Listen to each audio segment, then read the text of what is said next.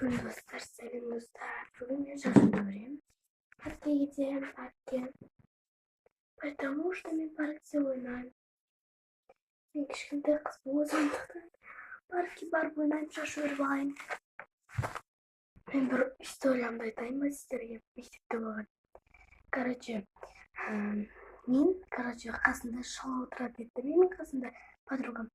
Сол шала деген подругам айтты, мен өзі айтады еще, мен Нариманды жақсы көремін.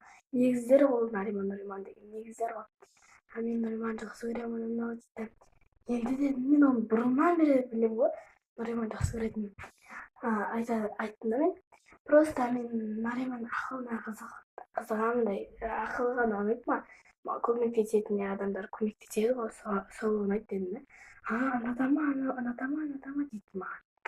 И бір қағаз бер деді да шала. Мен қағаз жыртып бердім. Не жазайын деп жатсың дедім да. Ешнәрсе деп айтпады. И жазып болған соң мен бүйтіп алдым да, көрдім да, не деп жазғанын айтайын ба? Нариман, сен Айдананы жақсы көресің деп жазып. Еще Нариман біздің қатарымызда отырады ғой былай. Берейін деп жатыр, әкеле дедім де, жыртып қоймай бердім. Жоқ, қуатты ол, үшінші класспыз біз, кішкентаймыз әлі. Ана шалаған не жоқ деймін. Нариманды жақсы көріп.